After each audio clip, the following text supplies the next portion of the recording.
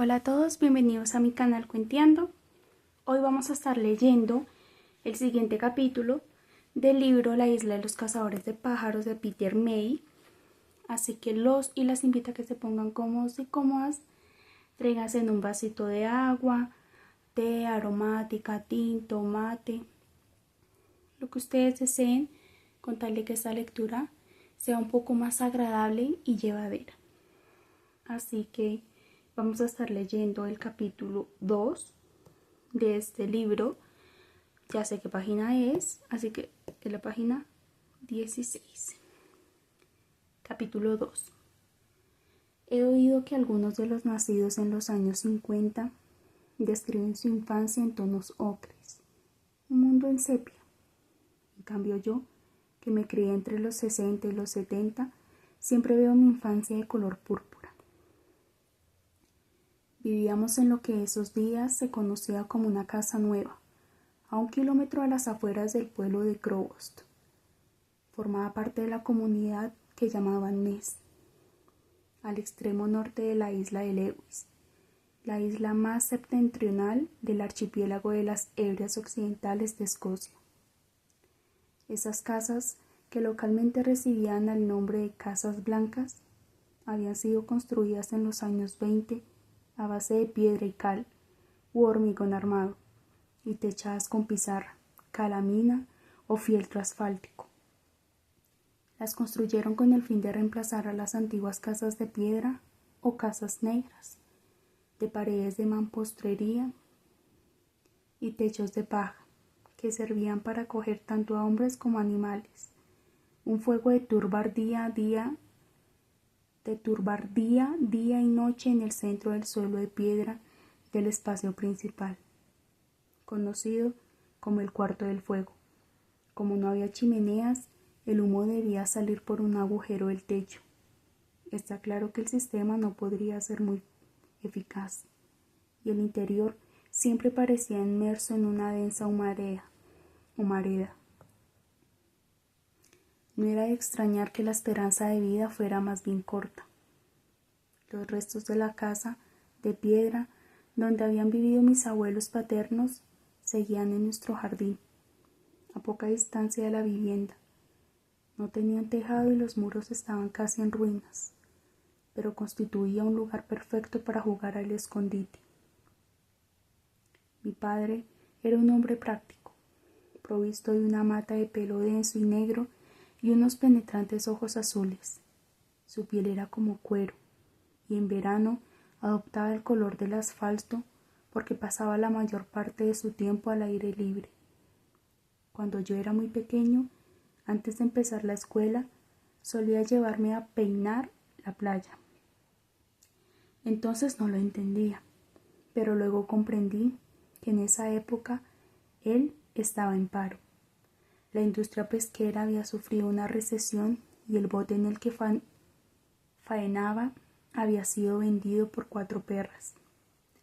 De manera que, como disponía de tiempo libre, al despuntar el día nos marchábamos a buscar en las playas en busca de cualquier cosa que la noche hubiera depositado en ellas.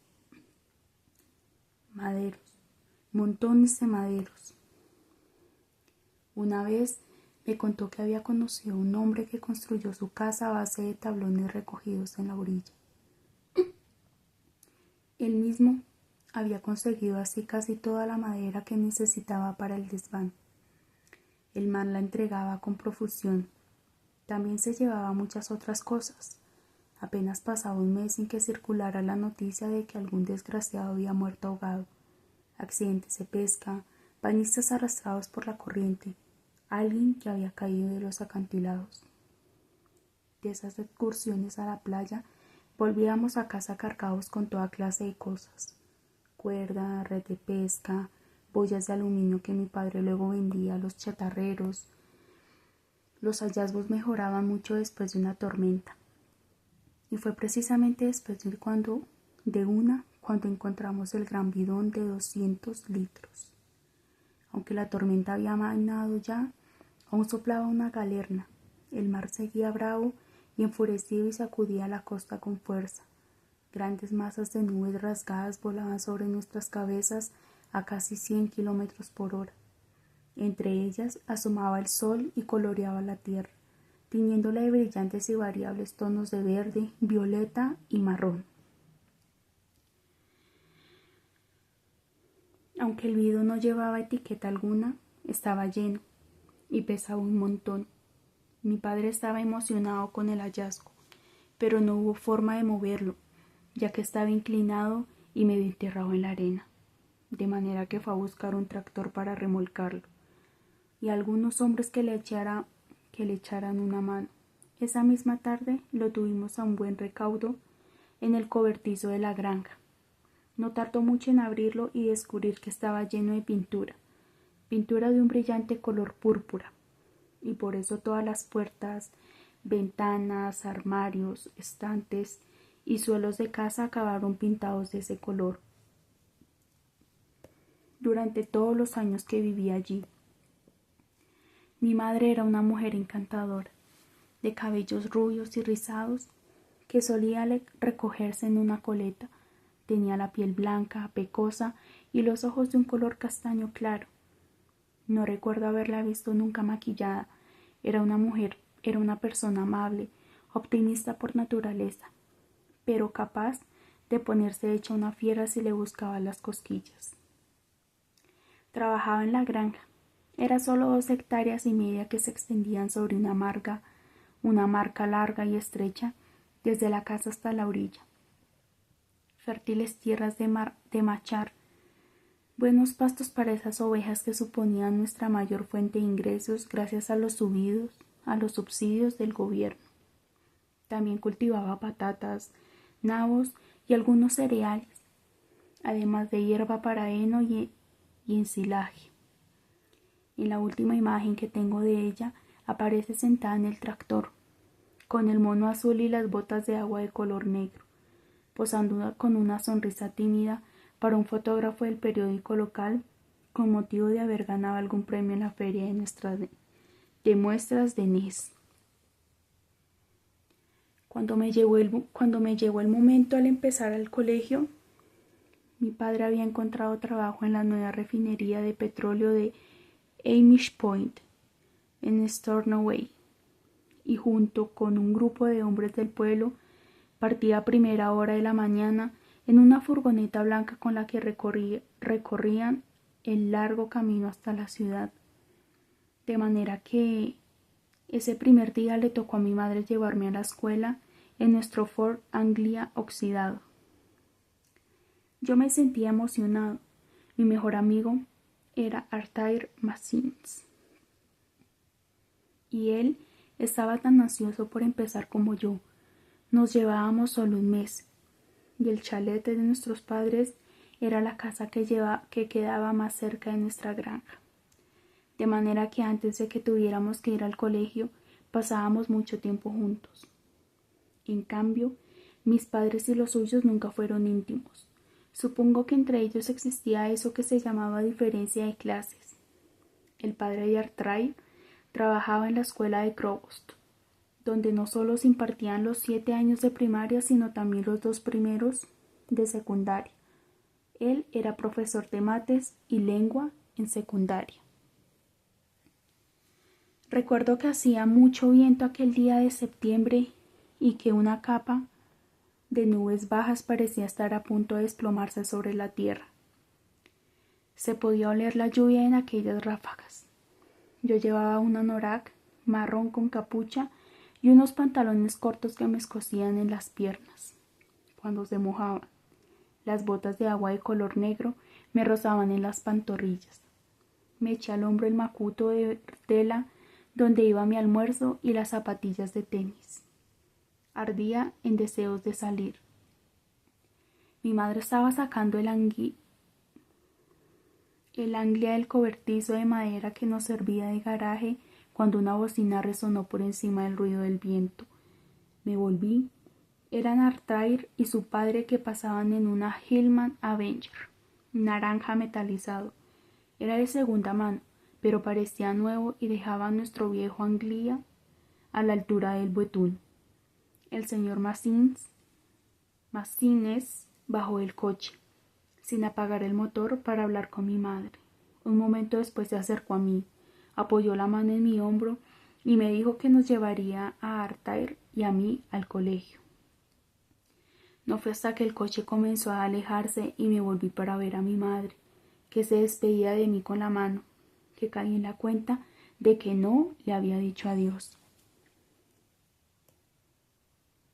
Ahora sé cómo se siente uno el día que un hijo va al colegio por primera vez. Se produce una extraña sensación de pérdida, de cambio irrevocable. Y al echar la vista atrás, entiendo lo que sintió mi madre. Estaba en su rostro, junto con el pesar de haberse perdido el momento.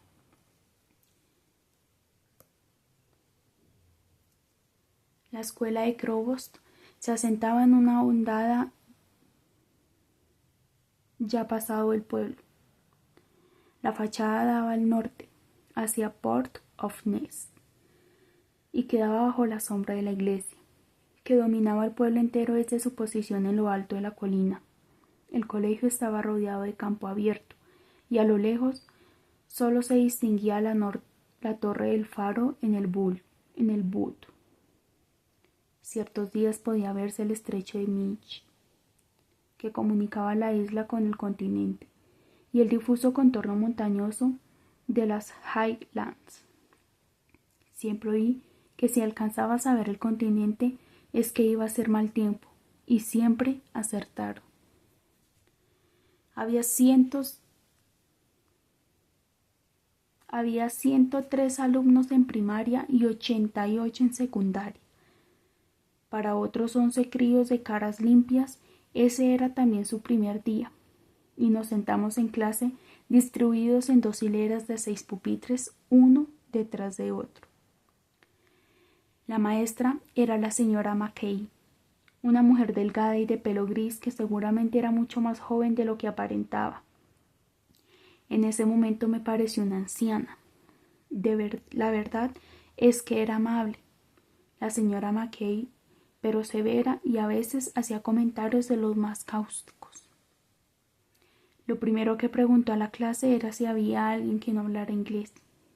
Yo había oído hablar inglés, por supuesto, pero en mi familia solo usábamos el gaélico. Y como mi padre se negaba a meter un televisor en casa, no comprendí ni una palabra de lo que había dicho. Artair levantó la mano con una sonrisa de suficiencia en la cara. Oí mi nombre. Los ojos de toda la clase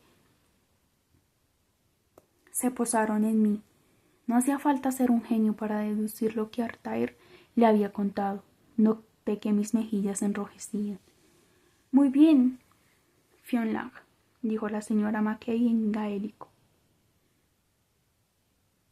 Al parecer tus padres no han tenido la sensatez de enseñarte inglés antes de que empezaras el colegio. Mi primera reacción fue de enojo hacia mi madre y mi padre. ¿Por qué no sabía yo inglés? ¿Acaso ignoraban lo humillante que resultaba? Debes saber que en esta clase solo hablamos inglés. No es que el gaélico tenga nada de malo, pero así son las cosas. Claro que enseguida descubriremos lo buen estudiante que eres. Yo era incapaz de levantar la vista del pupitre. Empezaremos dándote tu nombre en inglés. ¿Sabes cuál es? Alcé la cabeza con un gesto levemente desafiante. Finlay. Lo sabía porque así era como me llamaban los padres de Artair. Bien, y como lo primero que voy a hacer hoy es pasar lista, ya puedes decirme también tu apellido. MacLeod. Usé la pronunciación en gaélico que, a oídos de inglés, sonaba parecía MacLeod. MacLeod, me corrigió ella. Finlay MacLeod. Enseguida pasó al inglés y fue diciendo en voz alta todos los apellidos. Massins, MacDonald, Murray, McRitchie, McLean, Pickford. Todas las cabezas se volvieron hacia el chico apellidado Pickford, y la señora Mackay hizo un comentario que despertó la hilaridad general. El chico se sonrojó y balbuceó una respuesta incoherente. «Es inglés», me susurró una voz procedente del pupitre continuo. Me volví y descubrí, sorprendido, a una niña muy guapa, con el pelo recogido en 2 trenzas, rematadas con sendos lazos azules. Es el único cuyo apellido no empieza con M, ¿sabes? Así que tiene que ser inglés. La señora Mackay comentó que debía de ser el hijo del farero, porque ese siempre es inglés. ¿Qué murmuráis vosotros dos?, saltó la señora Mackay con voz dura. Cuando hablaba en gaélico me resultaba aún más intimidante, porque entendía lo que decía. «Por favor, señora Mackay», dijo Coletas, «solo estoy traduciendo para Finlay». «Oh, traduciendo», dice. «Oh, traduciendo, ¿eh?» Había un atisbo de burla en el tono de la maestra. «Esa es toda una palabra para una niña tan pequeña». Hizo una pausa para consultar la lista. Iba a recolocarlos alfabéticamente, pero, dado que eres una lingüista tan experta, Marjorie, quizás sea mejor que sigas sentada al lado de Finlay y traduzcas para él. Marjorie sonrió, complacida consigo misma sin percatarse de la ironía de la maestra. Por lo que a mí se refiere, me parecía fantástico tener al lado a una niña guapa con coletas. Pasé la mirada por el aula y vi que Arthur me observaba. Entonces pensé que era porque habría querido que nos sentaran juntos. Ahora sé que eran celos. Le pedí explicaciones durante el recreo. ¿Por qué te chivaste sobre que no sé hablar inglés? Pero él no parecía dispuesto a disculparse. Iban a descubrirlo de todos modos, ¿no? Sacó un pequeño inhalador de color azul y plata del bolsillo. Se metió el pulverizador a la boca y tomó aire mientras presionaba el tubo. No le di importancia. Le había visto usarlo desde siempre. Mis padres me habían dicho que era asmático, lo que para entonces no tenía demasiado sentido para mí. Solo sabía que a veces le costaba respirar y que el inhalador le servía de ayuda. Un chico grandulón y pelirrojo se lo quitó de las manos. ¿Y esto qué es? Lo levantó hacia la luz como si así fuera a ver su contenido secreto. Ese fue mi primer encuentro con Murdo McCritchy. Era más alto y de complexión más fuerte que de los demás chicos, y tenía una mata de pelo rojo zanahoria que le hacía destacar del resto. Luego me enteré de que lo llamaban Murdo Ruad. Ruad significa rojo en gaélico, de manera que lo apodaban Murdo el Rojo. Era para distinguirlo de su padre, que también se llamaba Murdo McCritchy, pero tenía el pelo negro, lo que le había valido el sobrenombre de Murdo Dub. Todo el mundo acababa con algún apodo, porque el nombre de pila solía ser el mismo. Murdo Ruad tenía un hermano, Angus, que era un par de años mayor que nosotros. Le llamaban Ángel, porque era el matón de su curso, y Murdo Ruad parecía dispuesto a seguir sus pasos. «¡Devuélvemelo!» Arthur intentó recuperar el inhalador, pero Murdo Ruad lo mantenía fuera de su alcance. Aunque Arthur no era precisamente flaco, no podía competir con el gran Murdo, que lanzó el inhalador a otro chico, quien a su vez se lo tiró a otro, que lo arrojó de nuevo a manos de Murdo. Como todos los acosadores, Murdo Ruad ya tenía un grupo de secuaces, que le rodeaban como las moscas a la mierda, chicos bastante cortos, pero al mismo tiempo lo bastante listos como para evitar convertirse en sus víctimas. «Ven a por él, silbidos», lo desafió Murdo Ruad, y cuando Arthur saltó para cogerlo, volvió a lanzárselo a una de sus moscas. Hasta mí llegó ese ronquido áspero y reconocible que salía del pecho de Arthur, mientras éste corría en pos del inhalador, una mezcla de pánico y humillación que se unían para taponar sus vías respiratorias. Salté sobre uno de los secuaces y le quité el inhalador. «¡Toma!» Se lo devolví a mi amigo. Arthur aspiró con él varias veces. Sentí una mano que me agarraba del cuello de la camisa y me estampaba contra la pared con una fuerza irresistible. El roce con la superficie granulosa me hizo sangrar en la nuca. ¿A qué te crees que estás jugando, paleto galés? La cara de Mordorroad estaba a 5 centímetros de la mía y podía oler su aliento a podrido. «Déjalo en paz», era la voz de un crío, pero iba cargada de una autoridad tal que acalló los jaleos de los chicos, que se habían congregado ya para verme recibir una tunda a manos de Murdo. Una mueca de incomprensión cubrió los feos rasgos de la cara de Mordorroad. Había sido desafiado 2 veces en 1 minuto, algo que no podía tolerar. Me soltó y dio media vuelta. El chico no era más alto que yo, pero había algo en su porte que dejó a Mordorroad clavado en el suelo. Solo se oía el zumbido del viento y las risas de las niñas que saltaban al otro lado del patio. Todo el mundo estaba pendiente de Murdo, y él era consciente de que se jugaba su reputación. «Si me das problemas, iré a buscar a mi hermano». Me entraron ganas de reírme. «Si quieres ir a esconderte detrás de tu hermano mayor», el chico escupió las palabras hermano y mayor con algo parecido al desdén, «yo tendré que contárselo a mi padre». Bajo la mata de pelo rojo la cara de Murdo palideció. «Bueno, pues limítate a apartarte de mi camino». Era una respuesta débil y todo el mundo se dio cuenta. Se abrió paso entre el grupo y cruzó al patio, seguido por su séquito, que empezaba a plantearse si no habría apostado por el caballo equivocado. «Gracias», dijo el chico mientras el grupo se integraba, pero él solo se encogió de hombros como si no tuviera importancia. «No soporto esos matones de mierda». Era la primera vez que oía a alguien hablar así, y con las manos en los bolsillos se encaminó hacia el edificio anexo. «¿Quién es?», pregunté a Artair. «¿No lo sabes?». Artair estaba asombrado. Meneé la cabeza. «Es Donald Murray». Hablaba en voz baja y con la voz teñida de admiración. «El hijo del pastor». Entonces sonó el timbre y todos volvimos a clase. Fue pura suerte, la verdad, que estuviera pasando frente a la puerta del despacho del director cuando él abrió y echó un vistazo a la masa de alumnos que desfilaba por el pasillo en busca de un candidato apropiado. «Tú, chico», me señaló con el dedo. Me detuve en seco y él me puso un sobre en la mano. No entendí ni una palabra de lo que dijo a continuación y me quedé quieto, paralizado con una creciente sensación de pavor.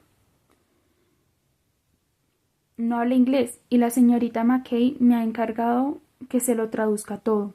Marjorie había aparecido a mi espalda, cual ángel de la guarda. Me brindó una sonrisa triunfal cuando me volví para mirarla. «Ah, ¿eso ha hecho?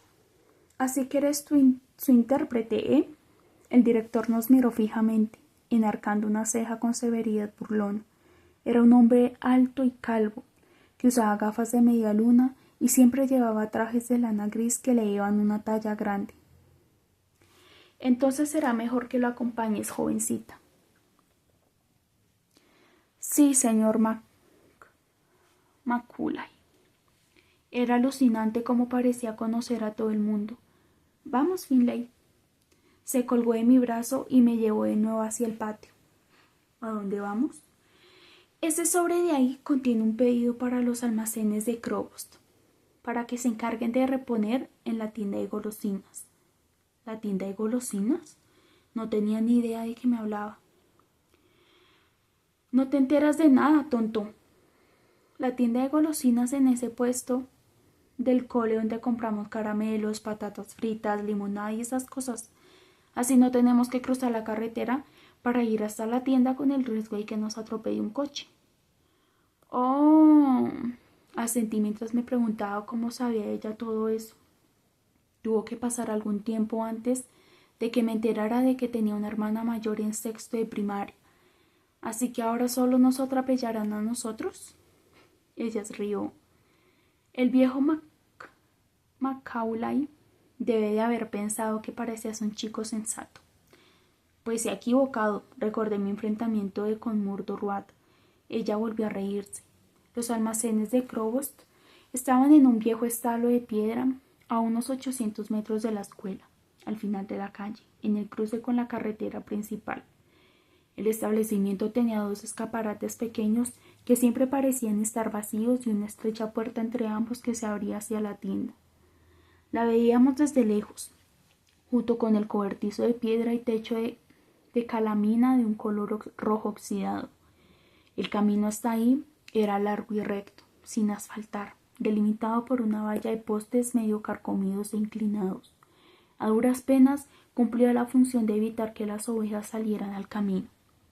Los altos arbustos que crecían en la zanja estaban resecos del sol y combados por el viento. Y el brezo estaba absolutamente muerto. Tras la pendiente, las casas bordeaban la calle mayor como si fueran cuentas cuadradas de un collar, sin árboles o setos que suavizaran sus severos ángulos rectos. Solo un amasijo de vallas y los esqueletos podridos de coches muertos y tractores rotos. —¿Y en qué parte de Crobos vives? —preguntó Marjorie. —En ninguna.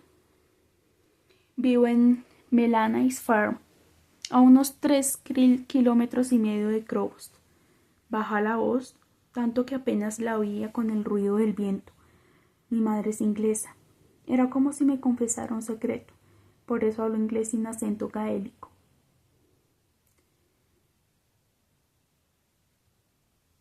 Me encogí los hombros sin saber por qué me contaba eso. Nadie lo diría. Ella se rió. Claro que no. Hacía frío y empezaba a llover. Así que me subí la capucha, mirando a lo lejos a la niña de las coletas. El viento las mecía y ella parecía disfrutar del frescor en su cara. Sus mejillas habían adoptado un brillante color rojo. Marjorie, elevé la voz por encima del viento. Es un nombre bonito. Yo lo odio, dijo ella con el ceño fruncido. Es mi nombre inglés. Pero nadie me llama así. Mi verdadero nombre es Marsaili.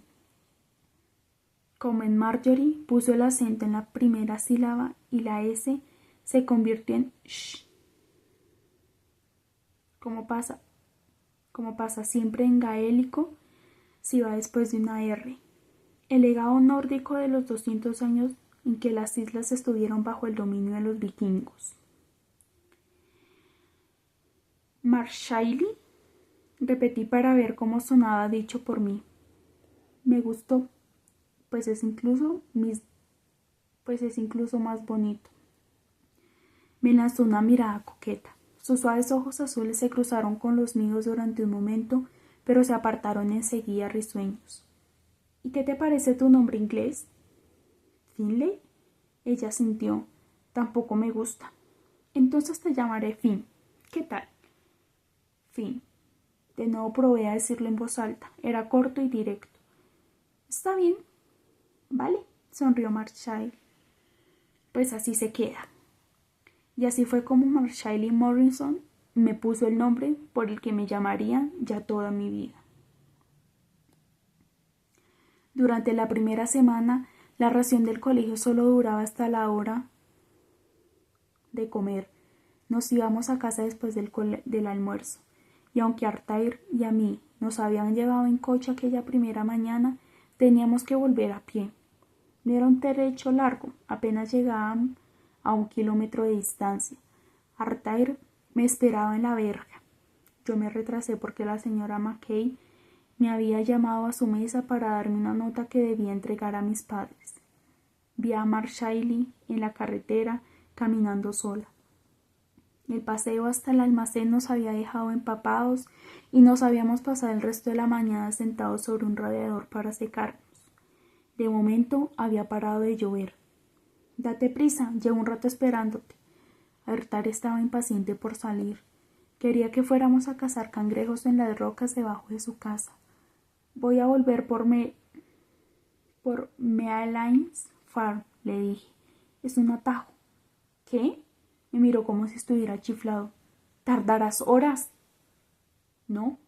A la vuelta bajaré por la carretera de Cross Skigart.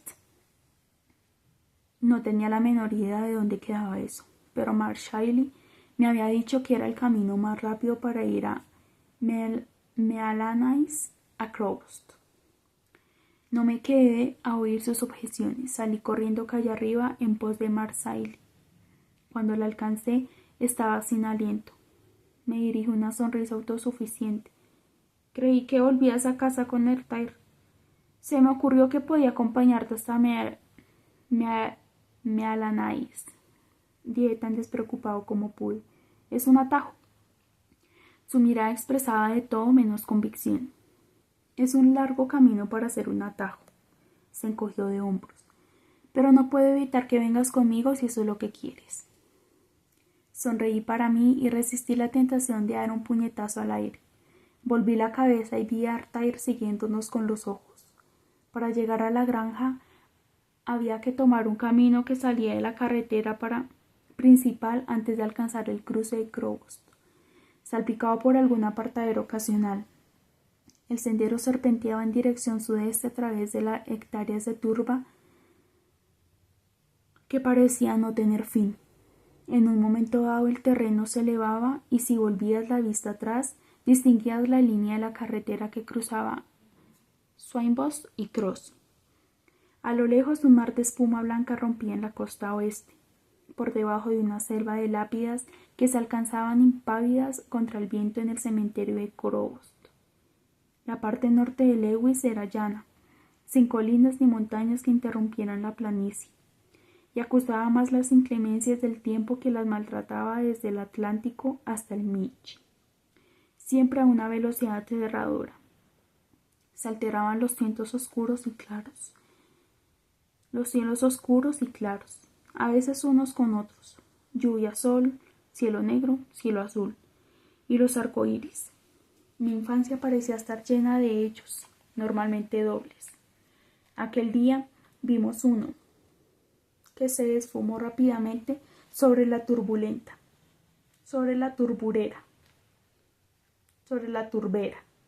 Sus vivos colores contrastaban con el tono más oscuro de todos los azules que podían teñir el cielo.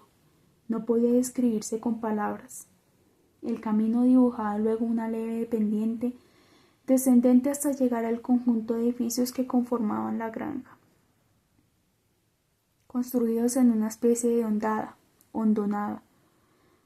Allí las vallas estaban en mejor estado, y había ganado y ovejas pastando en los campos, además de un establo grande, de techo rojo, y una casa rodeada por varias construcciones de piedra.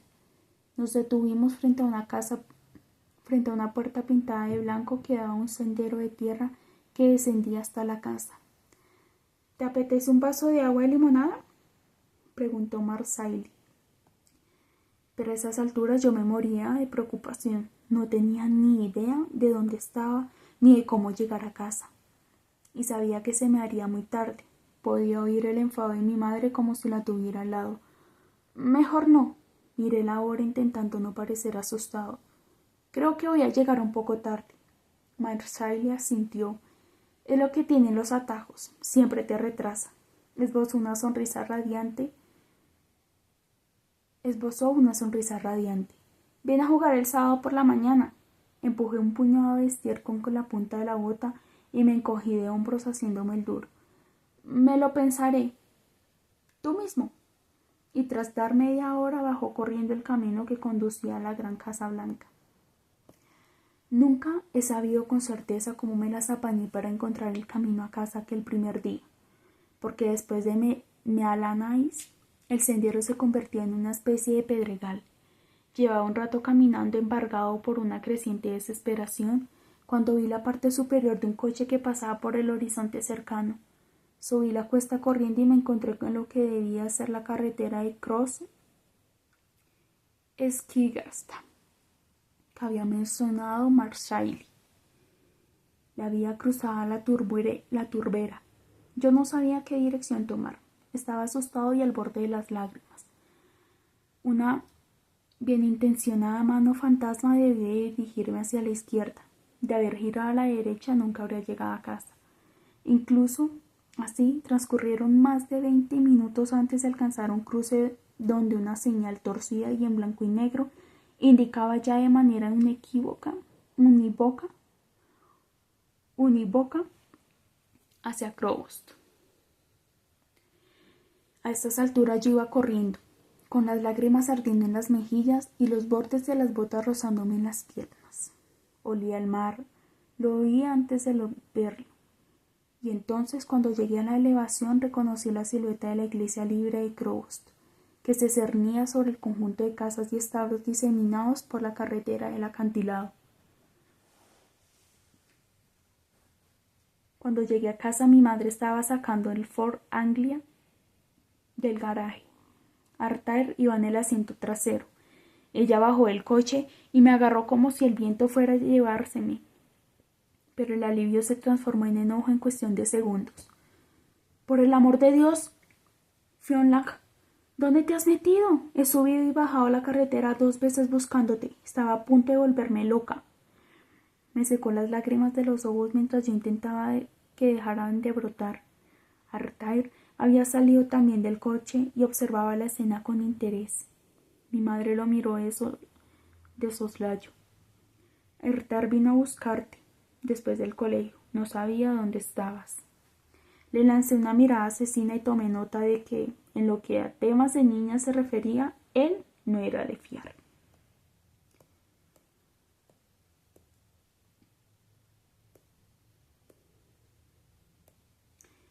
Acompañé a casa a la niña de la granja Melaines, dije.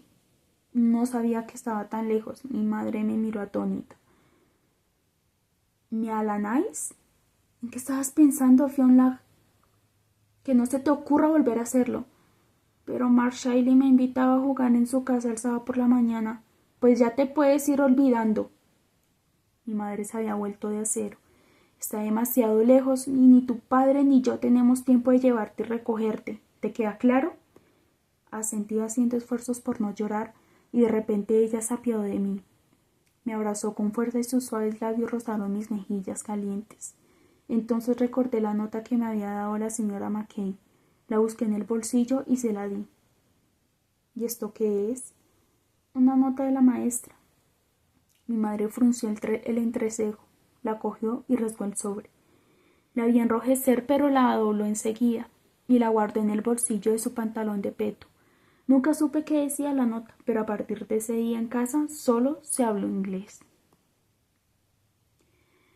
Al día siguiente, Arthur y yo fuimos andando al colegio. El padre de Arthur debía asistir a una reunión de docentes en Stornoway y mi madre tenía problemas con una de sus ovejas. Recorrimos la mayor parte del camino en silencio, sacudidos por el viento y aliviados a ratos por fugaces rayos de sol. En la playa, el mar lanzaba sus coronas blancas sobre la arena. Ya casi habíamos llegado a los pies de la colina cuando pregunté: ¿por qué fingiste delante de mi madre que no sabías que había ido a Mealanais? Arthur soltó un bufido de indignación. Soy mayor que tú. Me la habría cargado por haberte dejado ir. ¿Mayor? Solo me llevas 4 semanas. Arthur inclinó la cabeza y la sacudió con gran solemnidad, como hacían los ancianos que se plantaban en las puertas de las tiendas de Crobos los sábados por la mañana. Esto es mucho. No me convenció en absoluto. Bueno, le he dicho a mi madre que iría a tu casa a la salida del colegio, así que será mejor que no metas la pata. Me miró de hito en hito. ¿Es que no vas a venir? Negué con la cabeza. ¿Y a dónde vas? Acompañar a Marshall a casa. Lo desafié con la mirada. Caminamos en silencio hasta llegar a la carretera principal. No sé a qué vienen esas ganas de acompañar a niñas a casa. Arthur no estaba contento. Son cosas de maricas. No dije nada. Cruzamos la carretera y tomamos el sendero estrecho que iba hacia el colegio. Aparecieron otros críos procedentes de todas direcciones, andando en grupos de 2 o 3 hacia los edificios que componían la escuela. De acuerdo, dijo Arthur de repente. ¿De acuerdo qué? Si me pregunta tu madre, le diré que estuvimos jugando en casa. Lo miré de reojo, pero él evitó que nuestras miradas se cruzaran. Gracias. Con una condición. ¿Cuál? Que yo también vaya contigo y con Marshall. Mi cara acusó la decepción y le dirigí una mirada prolongada y dura, pero él seguía esquivándola. ¿A santo de qué iba a ir a querer acompañar a Marshall a casa si acaba de decir que eso eran cosas de maricas? Por supuesto. Ahora, muchos años después, comprende el porqué. Pero entonces no tenía ni idea de que aquella conversación iba a marcar el principio de una competición entre ambos por el afecto de Marshall, que se prolongaría durante toda la escuela. Y más aún. Ok. Eso fue el capítulo 2 de esta historia de la isla de los cazadores de pájaros. ¿Fue larga? Sí. La verdad. No tengo quejas, pero sí estoy medio cansado. Me duele la garganta. Así que voy a tomar un poquito de agua.